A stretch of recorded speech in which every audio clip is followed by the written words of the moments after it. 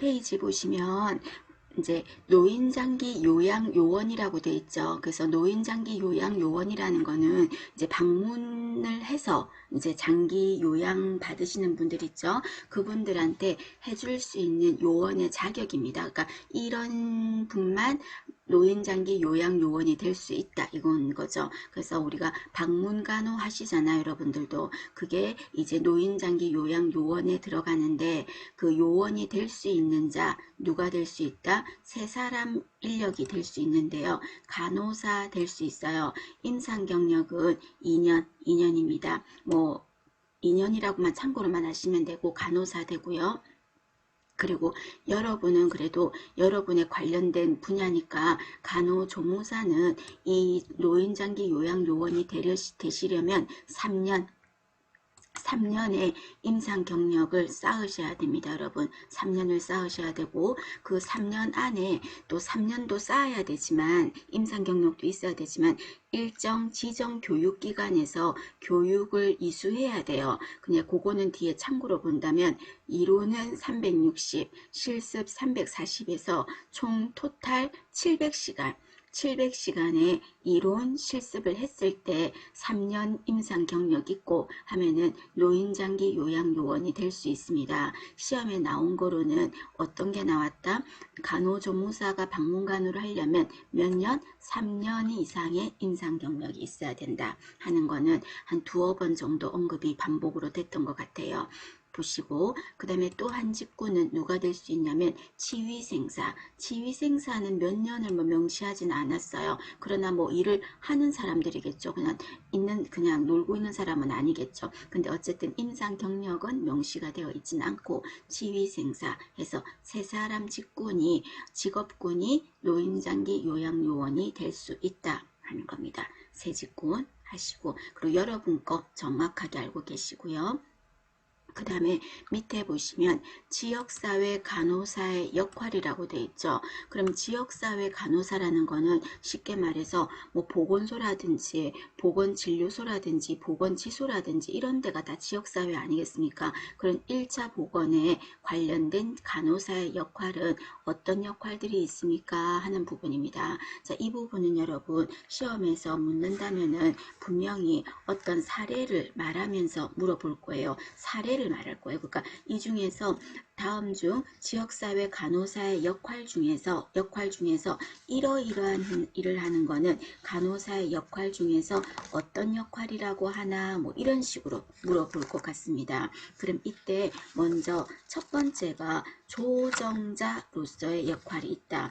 자, 조정자로서의 역할이라는 건 여러분 어떤 거냐면 우리가 분쟁조정위원회 이런 말 있잖아요. 노사간에. 그럼 조정이라는 거는 어쨌든 간에 어떤 서로 의견이 다를 때 그 중간에서 뭔가 이쪽 얘기도 들어주고 이쪽 얘기도 들어줘서 어떤 합일점을 찾아가는 거를 조정이라고 하지 않습니까? 그래서 이 조정자라는 거는 의사소통이에요. 그래서 이쪽 얘기와 의사소통하고 이쪽 얘기에서 효율적으로 합리적인 어떤 목적을 달성하기 위해서 중간 역할을 해주는 거, 중간 다리 역할을 해주는 거를 조정자라고 합니다. 조정자 그 말이고요. 그 다음에 두 번째는 지역사회 간호사가 환자가 혈압이 있으면 혈압도 재주고 당뇨가 있으면 혈당 체크도 해주고 직접적인 건강 문제도 당연히 간호사니까 도와줘야 되겠죠. 그런 역할은 간호제공자라고 하고요.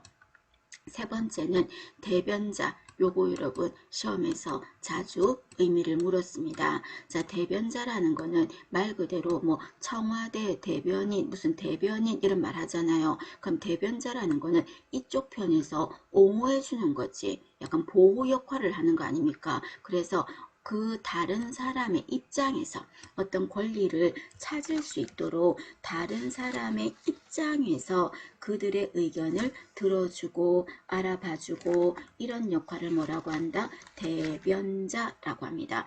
옹호자라고 하죠. 그래서 쉽게 말해서 어떤 게 있냐면 어떤 우리 문제집을 풀었을 때도 어떤 할머니가 되게 딱해. 왜냐하면 그분이 기초수급자가 될 수 있는데 그거를 하지를 못하고 몰라서 못하고 있는데 그게 너무 딱해서 그 센터에서 어떻게 어떤 사람이 그 할머니 대신해서 서류도 이렇게 해주고 이렇게 대신해서 뭐가 다 해주는 거야. 이런 역할을 뭐라고 한다? 대변자라고 합니다. 그 사람을 대신해서 하는 거. 여기서 포커스는 어떤다? 다른 사람의 입장에서 그 사람 대신해서 하는 거니까 대변자가 되겠죠. 되셨습니까? 그 다음에 어떤 지역사회 주민이 우리가 지역사회라는 거는 치료보다는 예방의 목적이니까 건강 문제 같은 거를 상담했어요. 그럼 조기 발견, 조기 치료도 해야 되고 하니까 상담할 수도 있죠. 그럼 그런 얘기를 또 들어줘야지. 그죠? 상담자. 그럼 상담이라는 것도 일종의 보건 교육의 방법이거든요. 그럼 이 상담이라는 거는 가장 효율적이야. 가장 좋아. 그럼 이때 상담에서 가장 중요한 거는 뭐예요? 상담자로서의 자질로서 가장 중요한 것은 경청, 들어주는 거죠. 그리고 라포 형성, 그게 제일 중요한 거죠. 그리고 상담자라는 거는 상담을 해주는 자를 상담자라 그래. 그 다음에 상담을 받는 사람 있죠. 저 상담 좀 받고 싶어요 하고 온 사람, 그런 사람은 뭐라고 합니까? 피상담자.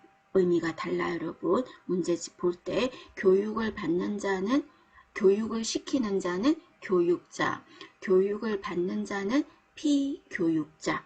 되셨습니까? 그것처럼 상담자라는 거는 상담을 해주는 자, 해주는 자. 그럼 그 사람이 건강 문제 상담해 주겠죠. 그 다음에 또 5번은 요거는요. 변화 촉진자라고 합니다. 자, 변화 촉진자라는 거는 뭔가 중간에서 뭔가 분위기를 만들어 주는 거. 분위기를 쉽게 말해서 분위기를 만들어서 변화되기 좀 쉽게 도와주는 겁니다. 그럼 우리가 아이들 공부방에 공부를 해야 되는데 막 색깔이 너무 알록달록하고 막 벽지 색깔이 그래. 그럼 공부가 잘 안 되겠지. 그래서 주변에 색깔을 뭐 그린색으로 한다든지 또 아이 주변에 막 장난감이나 이런 거보다는 뭐 또 뭐 책을 해둔다든지 예를 들어서 그런 거면 그 아이의 공부할 수 있는 환경을 만들어 주는 거잖아요. 이것처럼 자, 어떤 사람들이 직원들이 담배를 너무 이 직장에서 직원들이 많이 피는 거야. 좋지 않잖아. 그래서 전부 다 이 주변에 다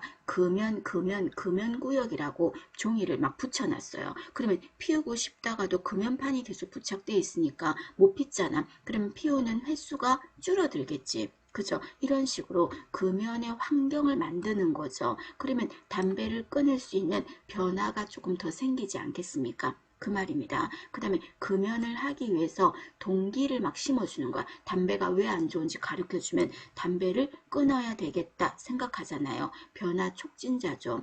또는 담배 자판기를 너무 우후죽순 많이 생기게 만들면 사람들이 끊고 싶어도 담배 자판기가 있으니까 또 하고 싶잖아. 또 그 누르고 하고 싶잖아. 근데 담배 자판기를 많이 설치하는 거를 설치 지역을 거리를 둬가지고 규제하는 거야. 그럼 담배 자판기 숫자가 줄어들지. 그러면 피우고 싶어도 안 피게 되면서 금연이 자연스럽게 되지 않습니까? 이런 거를 뭐라고 한다? 변화 촉진자라고 합니다. 제가 지금 말씀드리는 그런 사례들을 잘 생각을 하세요, 여러분. 하셨죠? 그러한서 환경의 분위기를 바꾸어 주는 거는 변화 촉진자라고 합니다. 그 다음에 6번에는 알선자라는 게 있어요. 알선이라는 말은 여러분 의뢰하는 거야. 의뢰하는 거. 그래서 어떤 주민이 예를 들어서 뭔가를 알아보고 싶은데 그 분야에 대해서 접촉할 수 있게 명함을 주면서 이쪽으로 알아보시라고 해준다든지 이런 거 있죠. 예를 들어서 우리가 보건소에서 치매 관리 서비스 하잖아요. 그럼 치매 환자가 어르신을 어디로 연계해서 하는 게 좋은지 센터를 좀 알고 싶어. 그 가족들은 모르잖아요. 낯서니까. 그럼 그런 거에 대해서 뭐 정보를 알려준다든지 이런 식으로 여러 분야와 접촉해서 의뢰를 도와주는 겁니다. 아니면 어떤 집에 가정 방문을 갔더니 그 어르신 케어를 하러 갔는데 어르신을 케어해야 되는데 그 주변을 보니까 애도 공부도 지금 어른 때문에 못하고 애도 너무 난장판이야. 이 애도 참 딱해. 학습적인 부분에서도. 그래서 이 아이랑 그 학습을 할 수 있는 뭐 사회복지 계통의 그런 재능 기부 이런 쪽에 선생님하고 연결을 도와줘서 이 아이한테 일주일에 한 번씩 공부를 좀 봐준다든지 이런 식으로 연결을 시켜주는 거죠. 이런 거를 뭐라고 한다? 알선자라고 합니다. 되셨습니까? 자, 이거는 여러분 시험 문제에서 역할이 중요해서 아닌 것은 그런 식으로 안 물어. 그런 식으로 안 묻고 지역사회 간호사의 역할 중에서 다른 사람 입장에서 그들의 입장에서 뭐 도와주는 건 뭐라고 한다? 대변자. 그리고 이러이러한 환경을 만들어서 해주는 거는 변화 촉진자. 또 다른 사람들한테 의뢰를 한다 이런 말이 나오면 알선자로서의 역할입니다. 되시겠습니까? 알아두실 것 중요합니다. 자, 그 다음에 우리가 감염병 중에서 여러분 여러 가지가 있겠지만 기생충에 의한 감염병을 간단하게 조금 보면은 자, 너무나 여러분 이제 많이 익숙해서 간단하게 아실 거예요. 무구조충이라는 거 있죠. 충자가 들어가면 뭐야? 기생충에 관한 거죠. 그러면 무구조충이라는 거는 어떤 것 때문에 생기는 거다? 소고기. 그래서 소고기 무국이라고 외우자 그랬죠. 소고기 무국. 그래서 덜 익은 소고기 때문에 생기는 거는 무구조충이라고 해서요. 이 기생충은 갈고리 모양을 갖고 있지 않아요. 그래서 갈고리 모양이 없다, 밋밋하다, 민자다. 그래서 뭐라고 한다? 민촌충증이라고도 합니다. 다른 이름으로도 여러분들이 한번 신경을 쓰십시오. 그래서 민촌충증이라고 합니다. 민촌충증, 소고기 때문에 생기는 거. 그 다음 이번에는 덜 익은 돼지고기 하면은 유구조충이거든요. 그래서 돼유라고 했죠. 덜 익은 돼지고기는 유구조충. 다른 말로 갈고리가 있어서 갈고리촌충이라고도 했습니다. 두 가지 구별 어렵진 않을 거예요. 알아두시고 그 다음에 이번에는 이것보다 사실 더 많이 나오는 거는 십이지장충에 대해서 훨씬 더 많이 묻습니다. 여러분 십이지장충은 중요해요. 자주 물었었고 그러면 십이지장충도 다른 이름으로 여러분 뭐라고 합니까? 구충증이라고 합니다. 혹시 다른 이름으로도 물어볼 수 있거든요. 그래서 얘를 구충증이라고 합니다. 구충증. 자, 십이지장충을 구충증이라고 하는데 얘의 가장 큰 특징은 묻는 거는 뻔해. 여기서 묻는 거는 뭘 묻냐면은 우리가 기생충 질환하면 입으로 뭔가가 들어갔잖아요. 야채를 먹었다든지 해서 그래서 입으로 들어가서 감염된다는 말을 뭐라고 합니까? 경구감염이라고 하죠. 그래서 이 십이지장충 또한 경구감염도 돼요. 그런데 특징이 어떤 거냐면 경피감염도 된다는 겁니다. 자, 경피감염은 피부를 통해서 감염이 되는 겁니다. 경피감염은. 그래서 얘는 오염된 흙이를 맨발로 다녔을 때 오염된 흙이를 맨발로 다녔다 이런 말이 나오면 졸다가도 십이지장충이라고 말해야 돼. 그래서 오염된 흙이를 맨발로 다녔을 때 갑자기 따끔하는 게 느껴지는 거예요. 그러면 그 기생충이 피부를 뚫고 감염이 되는 거예요. 그래서 맨발로 다녔을 때 생길 수 있으니까 이런 경우는 어떻게 해야 돼요? 신발을 신어야 돼. 그래서 신발을 신어야 된다. 맨발로 다녀서 생겼다. 오염된 흙이를 맨발로 다녔다. 이런 말이 나오면 십이지장충입니다. 특히 이 십이지장충은 다른 기생충들도 다 피를 빨아먹고 하지만은 십이지장충에는요 우리 몸에 들어오면요 5년 정도는 평균을 산대요. 그래서 하루에 0.5cc 정도인가 피를 야금야금 빨아먹는데 하루에. 그럼 그 피만 해도 엄청 나겠죠. 그래서 십이지장충에 여기 기생충에 감염이 되면 주로 빈혈이 생겨요. 그래서 빈혈이 생기고 혈압도 떨어지고 이런 문제가 생기는 게 십이지장충이 대표적인 겁니다. 빈혈 같은 거 생길 수 있어요. 그래서 그거 피부도 창백하고 빈혈 때문에 하는 게 십이지장충입니다. 알아두실 것. 그 다음에 이번에는 요충증이라는 거죠. 요충은 여러분들이 모두 다 많이 다루었으니까 기억을 하실 겁니다. 그럼 이 요충이라는 거에서는 그냥 키워드만 같이 해보면은 얘는 어떤 거예요? 밤에 항문 주변으로 나와서 알을 까죠. 그래서 어때? 항문 주변이 가려워 죽겠죠. 소양감 또 올라야 되겠죠. 그리고 너무너무 가려우니까 밤에 또 싸기도 싸. 그래서 심하니까 잠을 잘 못 자서 야뇨증 같은 것도 생길 수가 있겠죠. 그리고 얘는 집단 감염입니다. 왜냐하면 같은 요를 이렇게 깔고 자는데 여기 엄마가 눕고 아빠가 눕고 누나가 눕고 동생이 누웠는데 동생 팬티가 헐렁헐렁해. 그럼 알깔아 나왔다가 또 누구 팬티도 들어갈까? 누나 팬티 속으로 또 들어가는가? 또 아빠 팬티, 엄마 팬티도 다 들어가는 거예요. 왜? 다른 엄마 아빠 가족들 팬티도 헐렁헐렁하니까. 그죠? 그래서 이때 같은 요를 깔고 자서 감염된다. 요충 이렇게 생각하세요. 그럼 이 요충은 안 들어가려면 다른 가족한테 안 옮기려면 어떻게 해야 돼요? 팬티가 헐렁헐렁하면 안 돼. 꽉 끼는 팬티.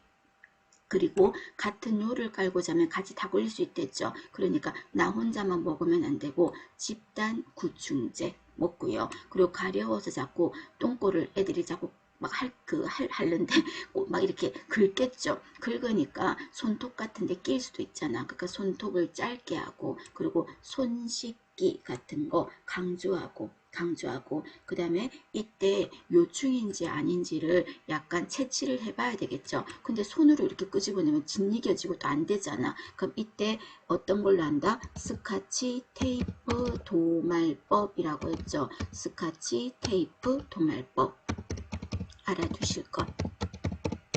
스카치 테이프로 찍찍 붙인다는 거죠. 그래서 이런 게 요충의 특징입니다. 봐주십니다. 여러분 보시고 그 다음에 이번에는 수육에 의한 기생충이라고 해서 제가 밑에 여기 적어놨는데 수육이라는 게 어떤 물고기 이런 거 아니야 여러분. 우리 예전에 우스개로 물고기 이런데 물고기가 아니라 이제 육류 뭐 이런 거 육류라고 해야 되나? 약간 채소 아닌 거 그죠? 그런 거에 의한 기생충을 말합니다. 그럼 여기에서 참고로만 보시면 됩니다. 그러나 두 개는 알잖아. 무구조충, 유구조충은 아시잖아요. 무구조충은 뭐 때문에? 소고기, 무구, 소고기, 고기 맞죠? 유구조충은 돼유, 돼지고기 맞죠? 그 다음에 톡소플라스마 이거는요. 고양이요. 고양이. 그래서 인부가 고양이 배설물 다뤘을 때 잘못하면 또 톡소플라스마증 생긴다고 했던 거 그거요. 고양이. 그 다음에 선모충 이거는요. 멧돼지를 막 육회를 해먹고 막 왜 육회를 해먹을까? 하여간 멧돼지 때문이에요. 그래서 이런 건 전부 다 짐승이잖아요. 이런 게 의한 기생충입니다. 여기에 회충, 편충, 요충 이런 거 안 들어간다고. 되셨습니까? 보주시고 그 다음에 밑에 보시면 기생충 질환 중에서 간 디스토마 있었죠. 그 다음에 폐 디스토마라는 거 있었죠. 간 디스토마는 다른 말로 뭐라고 합니까? 간 흡충증. 폐 디스토마는 폐 흡충증이라고 하죠. 이 두 개는 나올 게 뻔해. 어떤 거 나온다? 중간 숙주를 물어볼 거야. 중간 숙주. 그러니까 숙주라는 게 들어가 사는 장소인데 중간중간에 이사를 가는 거죠. 쉽게 말해서. 그럼 결론적으로 말하면 간 디스토마, 간 흡충증은 1숙주, 2숙주를 물을 때 어떻게 그냥 외우시라? 간쇠담. 그죠? 간쇠담. 지금 일주일도 안 남은 게 아닌가? 이제 하루 지나니까 일주일도 안 남았는데 공부 안 하시면 너무 진짜 간 센 거죠. 간쇠담. 그 다음에 간쇠담은 그럼 무슨 뜻이다? 간 흡충증은 자 어떤다? 일숙주가 어리라고요? 쇠우렁이 그죠? 쇠우렁이 그러니까 기생충알이 물가로 들어갔을 때 그 기생충알을 누가 먹었다? 쇠우렁이가 먹은 거죠. 그럼 쇠우렁이 몸이 어떻게 되는 거야? 일숙주 처음으로 기생충알이 들어가 사는 장소가 되겠죠. 그래서 쇠우렁이 그 다음에 이 쇠우렁이를 누가 먹어요? 담수어가 먹잖아. 그러면 일숙주 안에 들어가 있었는데 얘가 어디로 이사해? 담수어 몸으로 들어가니까 두 번째 이사간 장소가 되겠죠. 그래서 이숙주는 담수어라가 되는 겁니다. 담수어는 다른 말로 뭐라고 한다? 민물고기를 말하는 겁니다. 민물고기. 그래서 1숙주, 2숙주를 물으면 간쇠담 떠오르시고 이 2숙주를 누가 먹어요? 민물고기를 누가 먹어요? 우리 사람이 민물고기를 생식해서 우리 몸에 들어오잖아요. 그럼 우리 몸에 들어오게 되면 이제 간이 나빠졌을 때 증상이 나타나는 거죠. 그래서 간에 딱 피를 막 야금야금 빨아먹는 거야. 그래서 간 흡충증이라고 합니다. 그래서 황달도 나타나고 막 복수도 차고 우상복부가 또 아프고 막 이런 거 간이 안 좋았을 때 증상이 나타나는 게 간 흡충증입니다. 그러면 이 간 디스토마는 절대 강원도 정선 영월 이런 데 없어. 그런데 간 디스토마가 있을 리가 없어. 이건 어디 있는 거요? 강가 주변이겠죠. 낙동강 이런 뭐 강가 주변 있죠. 강가 주변에서 발견되겠죠. 그래서 이거는 강가 주변의 지방에서만 생긴다. 그래서 이걸 뭐라고 합니까? 이런 질환들을 풍토병이라고 했죠. 풍토병. 그 지역에서만 생긴다. 이 말인 거죠. 그죠? 풍토병입니다. 간세담 알아두실 것.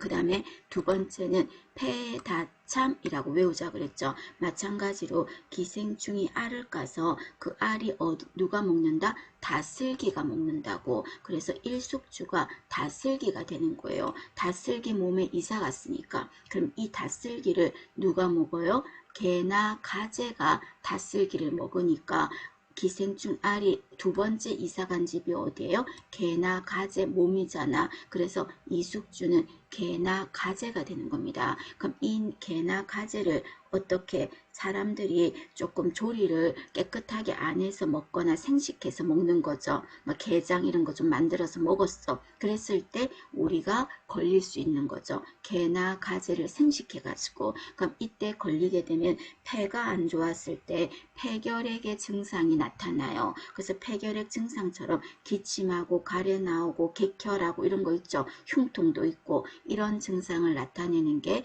폐디스토마, 폐흡충증입니다. 폐다참 되셨습니까? 폐다참 이렇게 알아두시고 참고로 폐다참하는 폐흡충증은 치료제가 비치오놀이라는 치료제가 있습니다. 참고로만 봐주십니다.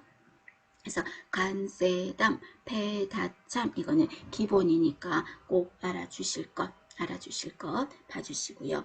그 다음에 이번에는 밑에 보시면 모기가 매개하는 질환이라고 제가 적어놨죠. 자, 모기가 매개하는 질환 하면 여러분이 어떤 게 들어가? 한번 옆에다 적어놔 주세요. 여러분 적어는 두세요. 모기가 매개하는 질환, 모기가 중간 역할하는 거 어떤 거 있어? 황열, 그죠?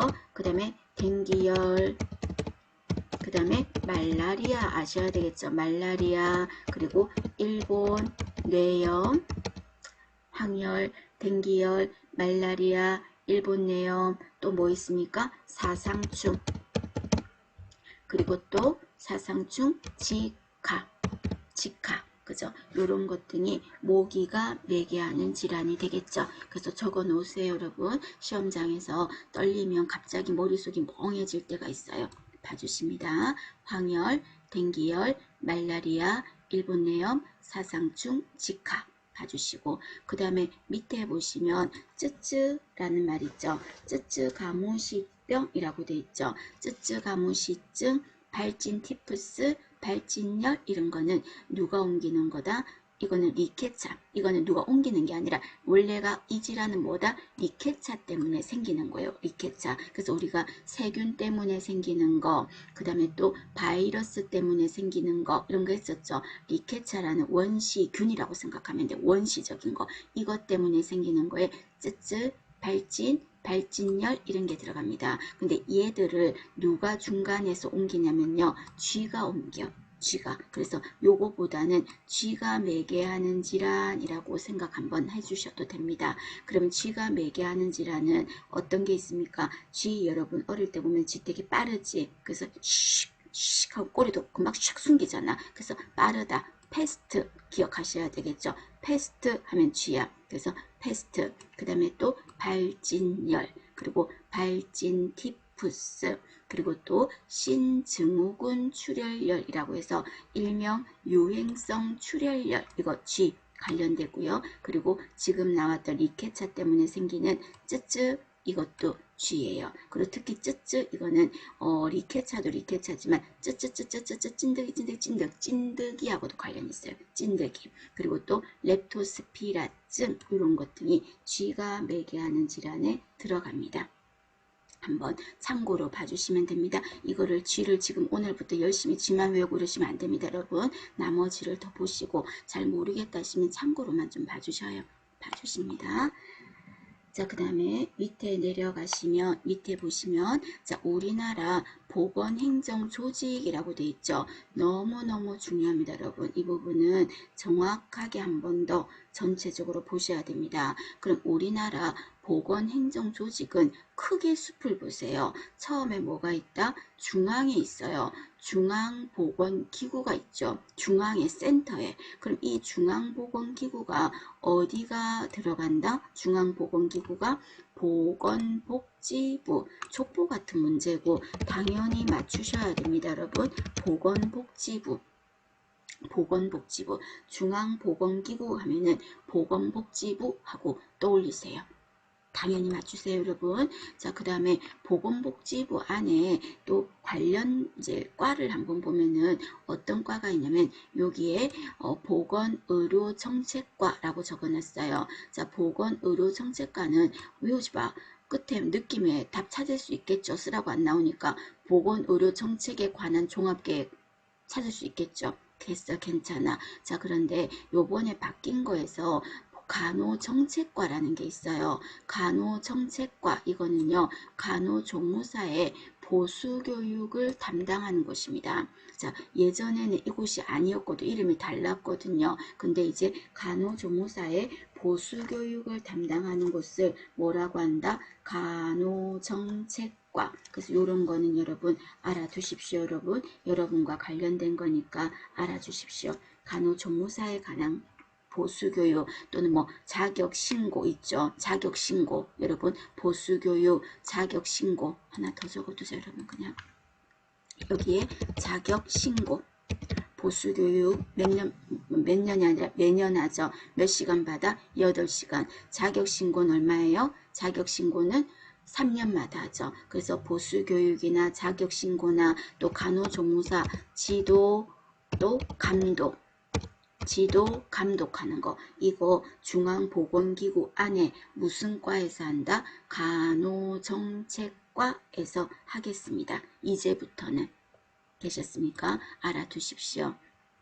그 다음에 예전에는 이게 함께 묶여졌는데 이제 분리를 해버린 거예요. 이제 의료인력정책과 이게 또 있어요. 자, 의료인력정책과는 이거는 의료인에 대해서 우리 의료인 하면 누구였어? 의사, 세사람, 간호사 그리고 조산사 들어갔죠. 이 사람들의 보수교육 그리고 또 국가시험 뭐 이런 거를 관여하는 곳입니다. 저는 이것보다는 여러분하고 관계되는 간호정책과 요거 새로 신설된 거니까 하나 알아주시면 좋겠습니다. 봐주시고요. 그리고 여러분의 시험 있죠. 시험을 주관하는 곳은 어디입니까? 여러분 시험을 주관하는 곳. 여러분 지금 시험 치잖아. 그 시험 치는 거 주관하는 곳이 어디입니까? 한국보건의료인 국가시험원이라고 하죠. 한국보건의료인 국가시험원. 자, 국시원이라고 여러분이 부리는 거 그거 말하는 거죠. 여기서 이제 여러분의 시험을 주관하는 곳입니다.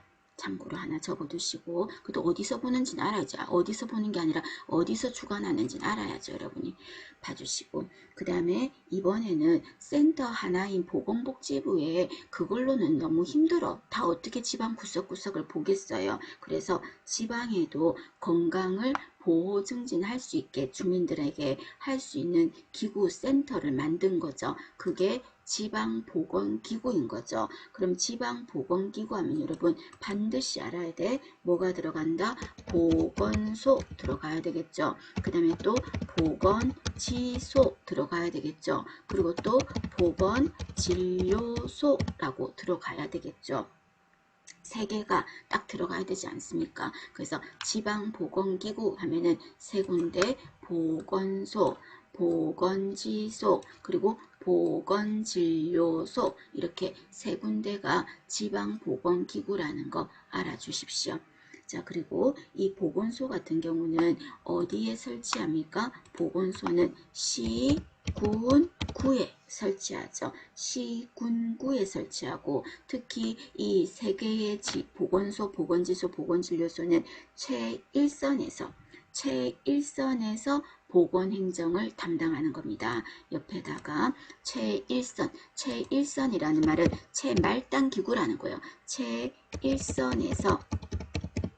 최일선에서 보건 행정을 담당합니다. 그래서 제일 말단 기구다 이 말입니다. 그래서 최일선에서 보건 행정을 담당하는 곳이 어딘가 하면은 세 개가 다 나와 있으면 세 개 하시고, 만약에 보건소만 있어, 보건지소, 보건진료소 없으면 그럼 뭐 해야 돼? 보건소 하시고. 무슨 말인지 아시겠죠? 그래서 최일선에서 담당합니다. 그리고 보건소는 국가 보조를 받을까 안 받을까? 국가 보조 받아요. 국가 보조 받고 모든 거를 시군구에서 어떻게 한다? 지휘 감독을 받겠습니다. 그래서 시군구에 보건소가 세워지니까 보건소는 누구가 인사지휘권을 가지고 있다? 시장, 군수, 구청장이에요. 아시죠 여러분? 보건소의 인사권을 가지고 있는 자 누구다? 시장, 군수, 구청장이에요. 보건소장 아닙니다. 되셨습니까? 그리고 보건소장은 의사만이 할 수 있다 하면 맞아요? 틀려요? 틀렸어. 의사들이 하지만 의사가 없다면 누구도 할 수 있다? 보건직 공무원도 할 수가 있다라고 돼 있어요.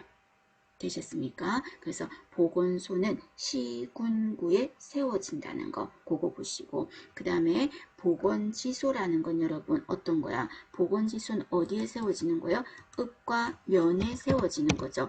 읍이라든지 면에, 읍과 면에 세워지는 게 보건지소라고 합니다. 그러면 읍도 면도 아닌 곳에 세워지는 거예요. 특히 이 보건진료소 이거는요 뭐가 떠올라야 되냐면 숫자가 1900 몇 년? 1980년 떠올라야 돼. 1980년 농어촌 특별법 있죠. 농어촌 뒤에만 몰라도 돼. 그냥 농어촌 특별법 이런 거예요. 그래서 농어촌 특별법에 의해서 만들어진 게 보건진료소가 되잖아요. 그래서 얘는 벽지, 오지, 벽지나 오지 이런 취약지역에 만들어지는 거예요. 그게 보건진료소라고 합니다.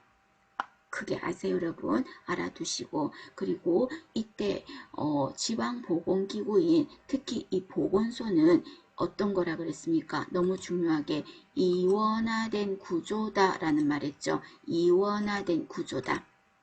그러면 이원화된 구조라는 게 무슨 뜻이었습니까? 이거는 어떤 뜻이었다? 내가 모시는 상사가 몇 명이라고요? 2명이라는 뜻이었죠. 한 사람이 아니라고. 내 위에 상관이 한 사람이 아니라고. 나는 이거 만약에 허락받을 때는 이쪽에 얘기하고 이거 얘기 허락받을 때는 이쪽에 얘기하는 거죠. 그러면 누구입니까? 보건복지부가 있고요. 그 다음에 행정안전부라는 게 있죠. 이 두 군데에 지휘감독을 받는 거예요. 지휘감독이라기보다는 뭔가 상사가 2명이란 소리입니다. 되셨습니까? 보건복지부 그리고 행정안전부 이렇게요. 그러면 보건복지부는 어떤 일에 대해서 관여를 합니까? 했을 때 전체 보건의료 사업을 할 때 전체적인 보건의료 그런 사업에 대한 총지도 감독이에요. 그래서 가장으로서의 역할을 한다 생각하시면 돼요. 가장으로서의 역할을 한다. 그게 보건복지부의 역할입니다. 봐주시고, 그 다음에 이번에는 행정안전부라는 데는요, 이거는 집안 살림을 하는 곳이야. 집안 살림. 그러니까 가계부 쓰고 하는 집안 살림처럼. 그래서 행정안전부는 행정이라는 말이 들어갔으니까 행정에 대한 지도할게요. 행정에 대한 지도 감독하고요. 그리고 또 인력. 우리 보건소에 인력이 좀 더 주세요. 인력 좀 더 필요합니다 하면은 그거 보건복지부에 얘기하면 안 된다고. 행정안전부에 해야 된다고. 우리 지역에 코로나 때문에 예산이 좀 더 부족합니다. 예산 좀 더 주세요.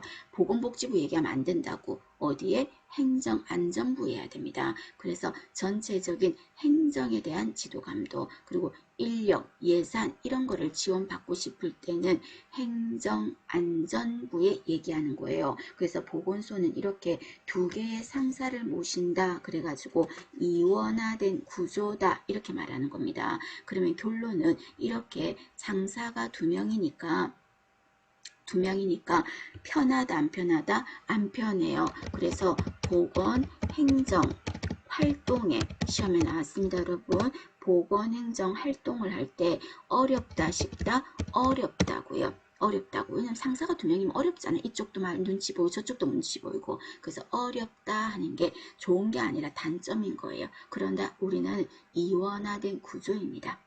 여러분 중요하니까 잘 알아두셔야 됩니다. 봐주시고 자 그 다음에 밑으로 내려가셔가지고요. 내려가셔서 자 우리 피임법에 대해서 조금만 몇 개를 보면 피임법입니다. 자 피임법은 자연적인 피임법은 어떤 거냐 이렇게 물을 수도 있다 그랬죠. 그러면 자연적인 피임법은 어떤 것도 가미하지 않은 거야. 우리가 환경보건할 때 어떤 게 있었습니까? 물리적 보존법 이런 거 있었죠. 그럼 그거는 물리적인 건 어떤 것도 안 하고 열 건조하고 가열하고 냉장고 넣고 이런 거였잖아. 그럼 자연적인 것도 내 몸에 어떤 걸 한 게 아니에요. 그래서 자연적인 거예요. 말 그대로. 그럼 어떤 게 들어갑니까? 월경주기법이라는 게 들어가겠죠. 자 여러분 알아두십니다. 월경주기법. 자, 여기에는 자세한 설명은 안 적었어요. 근데 여러분이 한번은 머릿속에 마지막으로 리뷰를 하셔야 됩니다. 그럼 월경주기법 이거는 오기노식이라고 하는 거죠. 이건 어떤 거였어? 월경 다음 월경 예정일을 해가지고 뭐를 구하는 거야? 가임기 구하는 거 아닙니까? 가임기 우리 문제를 통해서 레벨업 모의고사에서 풀어봤거든요. 가임기 계산하는 거죠. 그럼 가임기는 언제였지? 다음 월경전 12에서 19일 다음 월경전 12에서 19일 그게 그 구에서 임신을 하려면 임신을 하고 피임을 원하면 피임을 하는 거죠. 이거를 뭐라고 한다? 월경주기법이라고 합니다. 월경주기법. 되셨습니까? 배란기, 가임기 계산해서 하는 거라는 거 봐주시고요. 그러니까 몸에 어떤 것도 뭐 하는 게 없잖아요. 월경주기법. 그 다음에 두 번째는 기초체온법이라는 것도 있죠. 자, 기초체온법. 이거는 여러분 어떤 겁니까? 이거는 여러분이 꼭 기억하실 때 아침에 눈을 떴을 때 누운 채로 체온을 잰다는데 체온이 높은 거야. 그럼 그것은 무엇을 뜻한다? 체온이 올라간다는 소리예요. 올라간다. 올라갔다는 것은 무엇을 뜻한다? 배란 전임을 의미한다. 맞아요? 틀려요? 틀렸죠? 배란이 끝났음을 의미한다. 배란이 끝났음을 의미한다 하는 게 기초체온법이죠. 그러니까 이것도 몸에 어떤 것도 뭐 한 게 아니잖아요. 자연적인 거죠. 그 다음에 세 번째는 점액관찰법이라는 게 있죠. 점액관찰법. 그러면 점액관찰법이라는 거는 이건 어떤 거예요? 분비물을 통해서 알아보는 거죠. 분비물을 통해서. 그럼 이때 분비물을 통해서 알아볼 때 이때 분비물의 특징이 여러분 어떤 특징이 있었지? 한번 이때 배란이다 하고 알 수 있는 분비물의 특징이 배란기 때 분비물의 특징입니다. 배란시 분비물의 특징입니다. 그럼 어떤 특징이 있다? 먼저 배란이 되었을 때는 점도가 어떻게 됩니까? 점도는 찐득찐득한 거죠. 많이 찐득찐득하면 정자가 뚫고 못 들어오지. 그래서 점도는 떨어집니다. 평소보다. 덜 찐득찐득한 거죠. 쉽게 말해서 분비물이 묽다는 소리야. 묽어. 그리고 또 분비물의 양이 많아야 뚫고 들어오기 쉽지 않나? 수용하면서 들어오기가 점액량은 증가합니다. 점액량은 증가합니다. 그리고 분비물이 모양이 뾰족뾰족 고사리 모양을 하고 있다 그랬죠. 양치식물 모양을 하고 있어요. 그게 분비물의 특징이죠. 그리고 이때 보통 때는 분비물이 그 유산강균이라고 해가지고 더 산성을 띠고 있었거든요. 그러면 배란이 되면 산성을 안 띈다 그건 아니고요. 알칼리가 된다 그런 뜻은 아닌데 산성이 좀 약해집니다. 약산성을 띱니다. 약산성을. 그래서 이런 게 배란시 분비물의 특징입니다. 그래서 이런 특징을 나타내면 아 배란기구나 하고 아는 거죠. 그래서 이것도 내 몸의 현상을 보고 판단하는 거니까 인공적인 게 아니죠. 점액 관찰법. 맞나요? 이런 거는 전부 다 자연적인 겁니다. 또 여기 여러분 하나만 더 적어둔다면 어떤 게 있지? 날짜 피임법이라는 것도 있지 않았나? 하나 더 적어주세요. 날짜 피임법.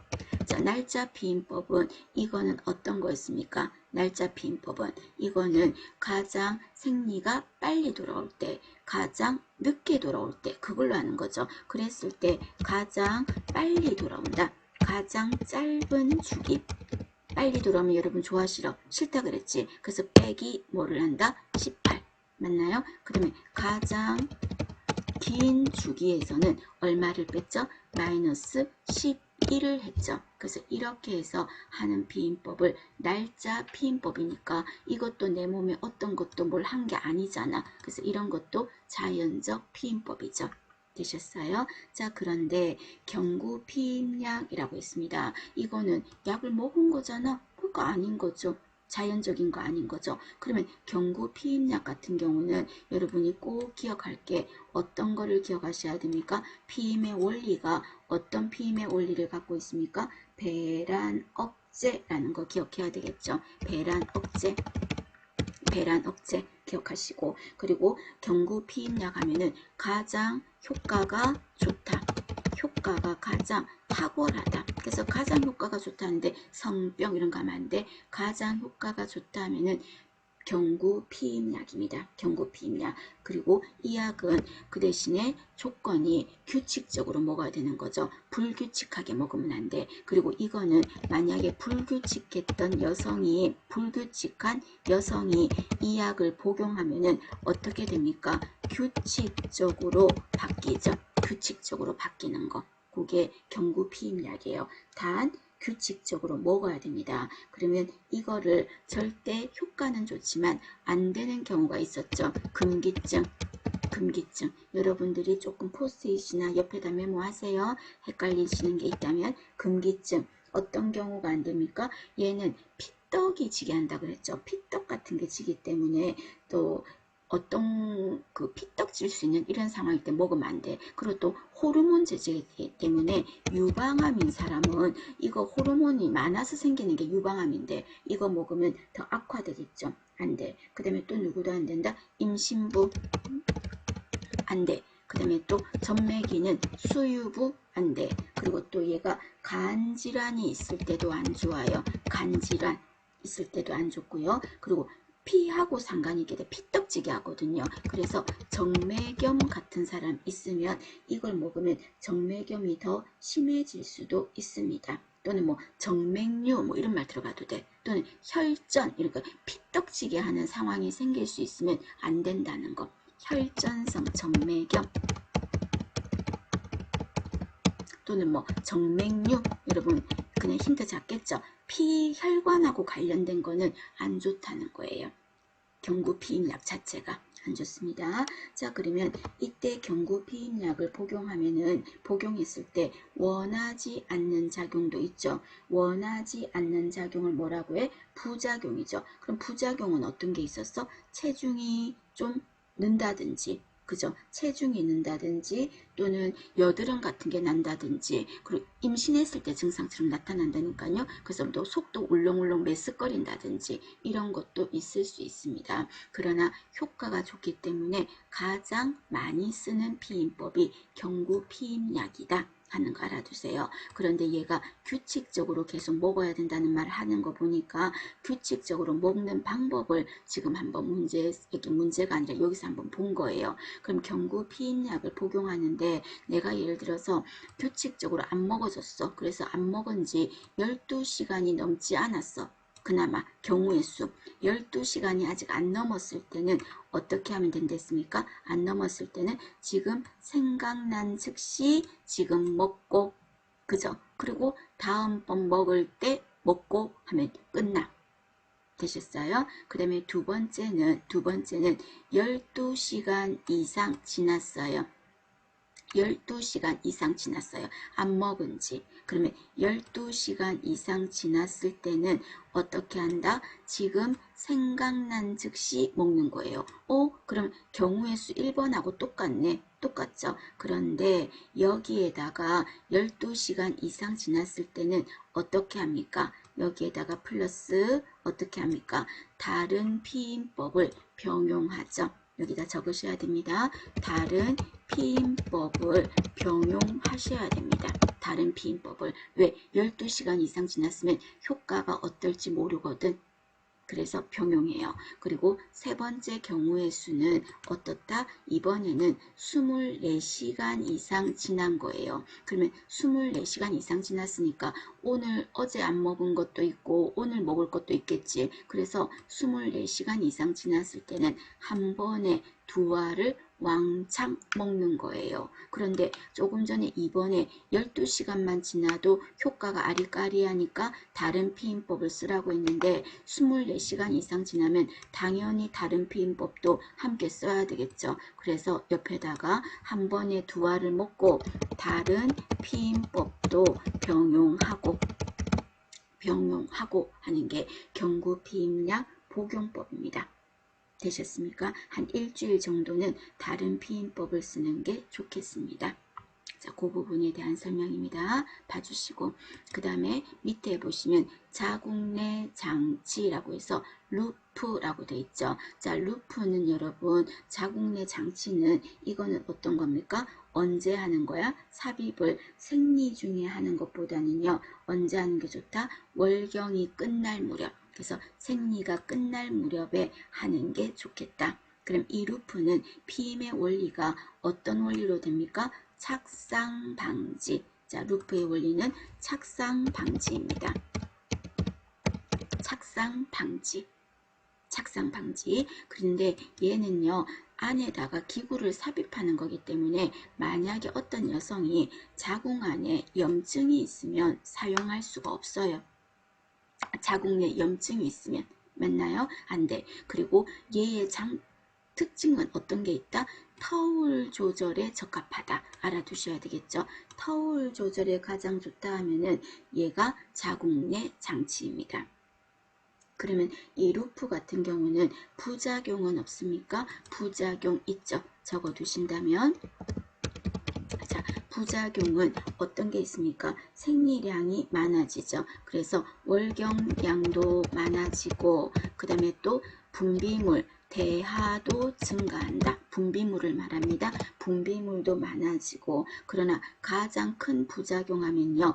급성 또는 만성 이물질이 어쨌든 기구가 자궁 안에 삽입하니까 자궁 안이 어디 있는데 골반 안에 있잖아. 그래서 급성 만성 골반염 같은 게 생길 수가 있어요. 그 중에서 가장 큰 부작용 하나만 골라라 하면 어떻게 된다? 급성 만성 골반염이 되겠죠. 하고 그리고 또 이게 저절로 빠지기도 합니다. 저절로 빠지고 그리고 미혼인 여성은 삽입을 하지 않죠. 미혼은 안 하겠죠. 그게 루프, 터울 조절에 적합한 자궁내 장치입니다. 보시고 그 다음에 밑에 거만 보시면 기초 체온이 높다는 것은 무엇을 뜻한다고요? 이 둘 중에 어떤 거예요? 배란 전이 아니라 배란이 끝났음을 의미한다. 되셨습니까? 그거 한번 봐주십니다.